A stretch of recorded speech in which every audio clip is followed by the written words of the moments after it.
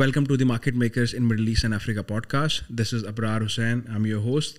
Today I talk to our guest Sundeep Sahni. Sundeep is the CEO of Valeo Health, and Sundeep previously founded Lazada, the largest e-commerce platform in Asia. Sundeep was also the CEO of Asan Pardhakt, the largest Fintech company in Middle East, and a COO of SNAPP, a ride-hailing company in the Middle East. Currently, Sundeep is the CEO of Valeo Health. Sundeep, welcome to the podcast. Hi, Abrar. Very nice to meet you, and thank you for this invitation. Very honored to be here with you. So, Sundeep, few successful exits, and you are an entrepreneur, and I would say a successful one. Tell us about your story. Yes. No, and there's no success or failure with the entrepreneur. It's a lifelong journey, right? You're an entrepreneur for life. My journey actually very non-traditional. I actually was working in a bank, then joined private equity, then got an MBA. And after my MBA, I decided, hey, it's time I do something of my own. And I just happened to be in Singapore at that time with INSEAD. And that's where we said, okay, let's, e-commerce seems to be something in 2011, seems to be something that's not there.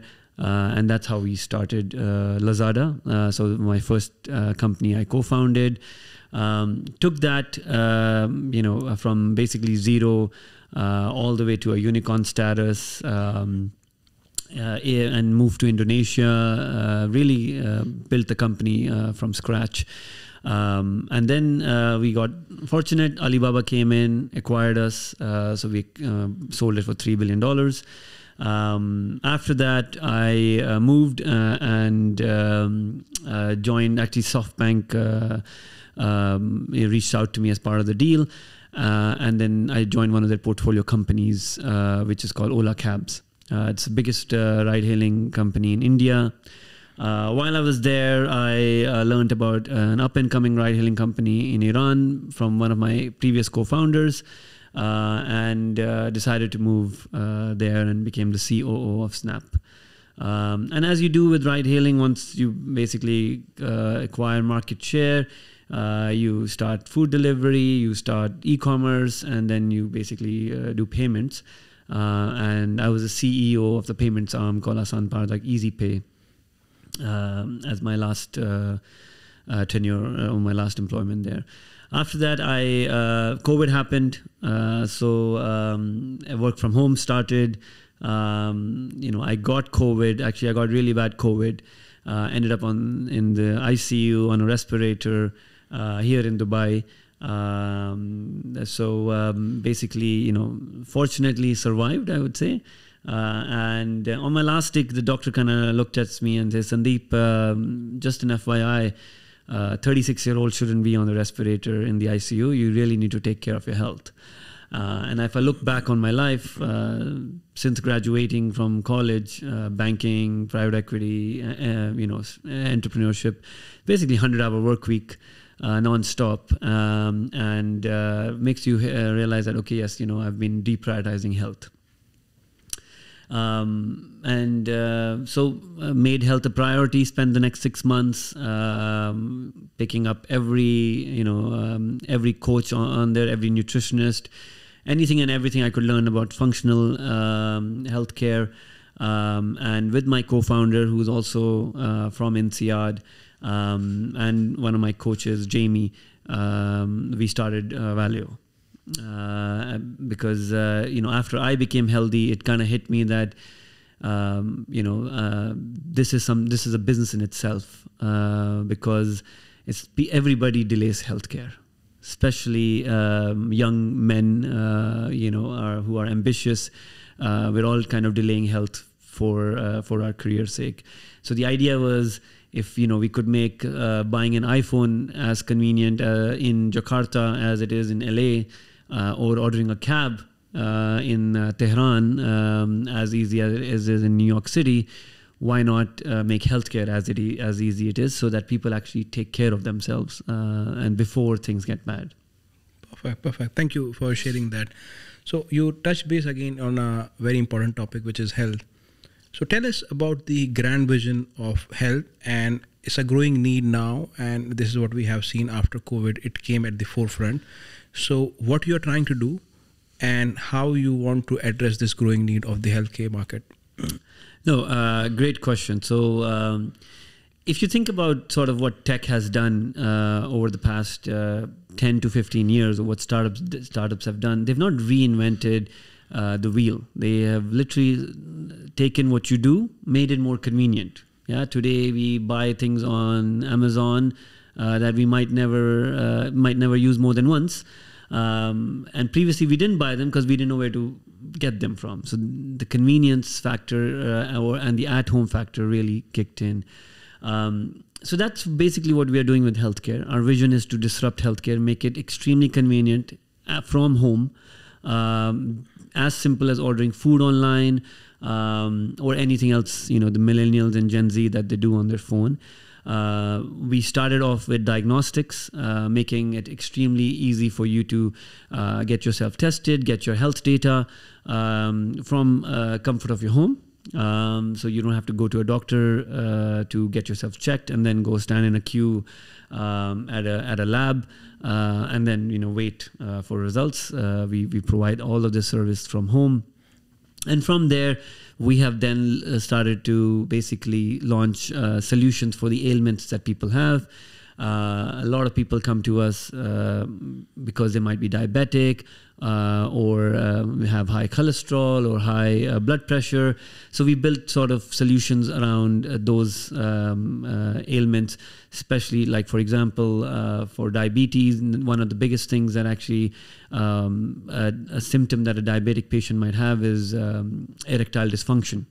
Right? At young age, at the age of 30, you start having that. And because diabetes is so prevalent here, we get a lot of demand for, sexual health for men. And it is not a topic people want to talk about with their doctor face to face. And online makes it a perfect platform to basically, get your solution delivered to you at home. In terms of vitamin deficiencies or mineral deficiencies causes hair loss over here. 67% of men suffer from hair loss in this part of the world because of the harsh sun, the water, and of course our diet. So we provide solutions for that as well, all online. Previously, you would probably get this advice from your aunt or a friend, which is not really science-backed. And if you go speak to a pharmacist, they're probably trying to sell you, snake oil. So we come with science-backed solutions for our users. And the idea is that from here we keep going and solving real issues that are affecting people's everyday life. Perfect.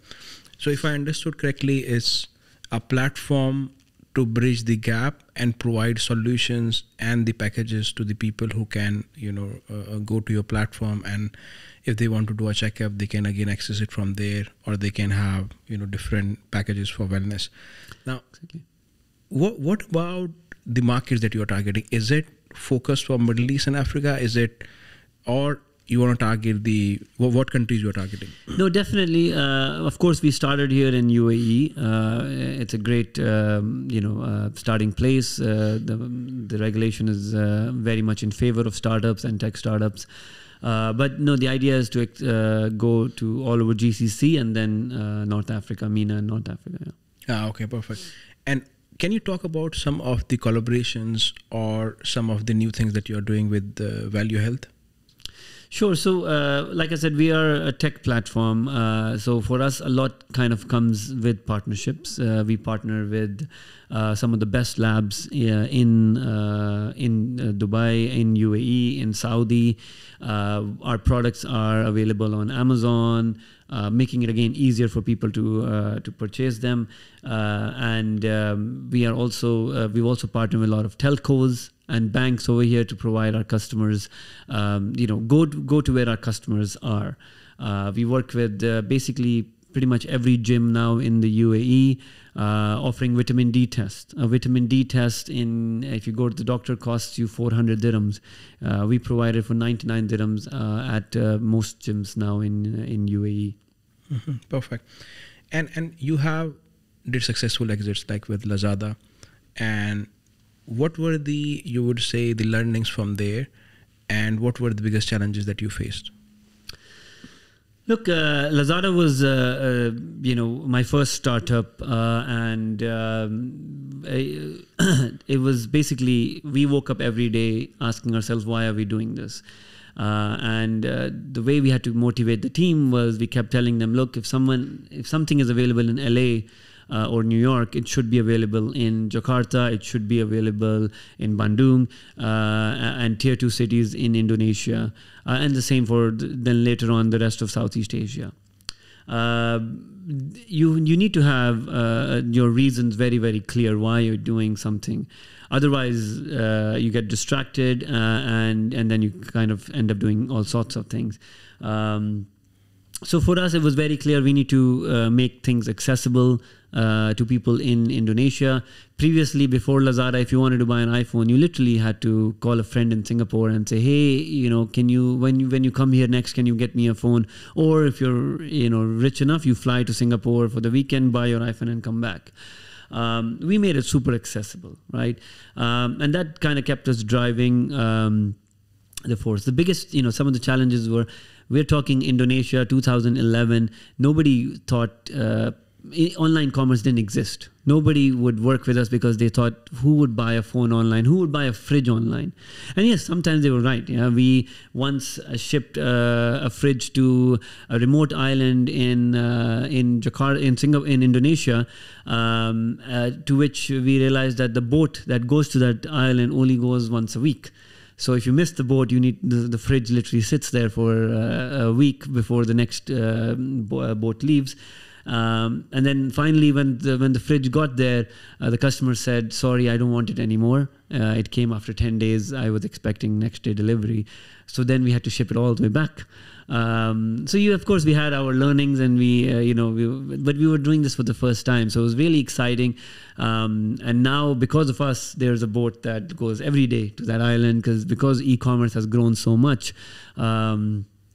People are, now basically shopping on the internet, right? The biggest learnings for me was you have to be patient, right? You have to believe in your vision. You have to be patient, and you basically need to, keep your team aligned on the vision. It's very easy. A lot of founders say, yes, we set the values, we set the vision, and then they never talk about the vision ever again. You need to keep repeating it to your team, why you're doing something, what is the big mission that or the big change we're going to bring in consumer habit. And that's how today, e-commerce has gone from literally 0% of sales to more than 50% of sales in Southeast Asia and so on. Yeah, I think you mentioned one thing on replicating your vision and talking about your vision. I think it's somewhat related to the culture as well. When you start a new venture, how do you hire those first few employees? What you look into them, or how you hire, and then how you build a culture that kind of sustain the challenges over time? The first hires are actually extremely important. You hire them not for their skill. You hire them for the attitude. At least for us, that has worked out brilliantly. I've seen a lot of people hire expensive first hires to kind of beef up their team because they have the right experience. As a founder, like I'm a health tech founder, having no healthcare background, it took us a year before we hired our first healthcare professional. The first hires were not from the healthcare industry, which you might think is silly because that's the knowledge we need. But we realized that it's to our advantage that we don't have that knowledge, because then we can do things that other people might think are impossible, right? So it's all about the attitude. It's about willingness to believe that yes, this startup is going to change the world. It's not about hiring expensive people. It's about people who actually believe in the equity of the business and are joining you because they believe in you more than anything. Perfect. And how do you maintain that culture of innovation, or culture of having a right attitude? How do you maintain that when the company grows? That's a very good question. A lot of it, look, I'll be honest, if I told you I know this answer, no. We, at Lazada, we had more than 10,000 employees. You definitely lose that culture. At SNAPP, once we grew too big, you also lose that culture. As senior management, as a co-founder, you love to believe that everybody is managing their teams like you manage your team. But that's not true. Everybody have their own management style. And then, in the culture of innovation does die somewhere. However, you need to always have that small project team that you can kind of call upon any day, any hour of the day, to make sure that they know what you're talking about, and the innovation culture sort of continues from there. The main business kind of becomes something like a machinery, but then you always have these side projects that kind of keep running. Yeah. And Sundeep, one of the thing is all these kind of companies grew very large. Can you talk about some numbers which are kind of important? And then you said, look, you have delivered something. So what were the kind of numbers for Lazada or for Asan Pardhakt? Yeah, so when Alibaba acquired us, we were doing more than $1 billion in revenue. So that was really, really powerful for a Southeast Asian company. I still remember, when we hit $100,000 in revenue, we couldn't believe it. Yeah, and then we hit $1 million a year later, and we were like, wow, okay, now we can become a big company. At 10 million, we said, okay, I think we've capped out the market. When we touched 10 million, we were like, okay, now the growth will slow. But no, the market kept adopting, new customers kept coming in, and before you knew, we were a $1 billion revenue company. Same thing with SNAPP. The growth has just been insane. Today, SNAPP does more rides than Careem, than Ola Cabs, even though it's from one single country. Asan Pardhakt, the company, I was the CEO of Fintech company. We were doing 100 million transactions a month before I left, and so on. Wow, yes. wow, that's huge. Do you see Valeo becoming a unicorn? I wouldn't have it any other way, right? So, and this is where I think health is a space that hasn't been disrupted. I chose health as my, as an industry. Several people ask us, why would you choose health? It's such a small market. In my head, I'm like, no, it's a small today. But I know what the potential can be once you make health extremely convenient. We will be consuming health the same way we consume food, e-commerce, or even, mobile ride hailing for that matter. Health and in the process actually may have a real impact on someone's life, on their health, be it they live longer, be it they live a happier life, and so on. So health is, I was reading on the internet, every entrepreneur every tech entrepreneur wants to become a healthcare entrepreneur, because they believe they want for the mission that, hey, I'm actually curing something in the world, right?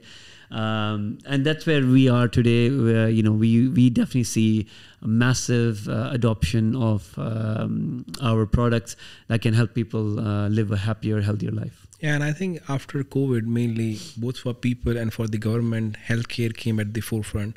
I think both governments are investing heavily. At the same time, the people wants to be healthy, because I think they saw this, and it came quite close that look, health is very important.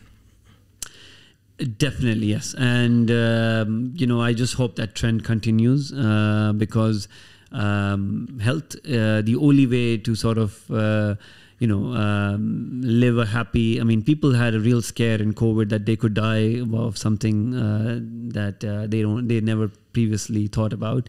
Health is, it's good. It's in the forefront. It just needs to now continue that health keeps staying important, because this is how we're going to fight and continue fighting future diseases and so on. Yeah. Right.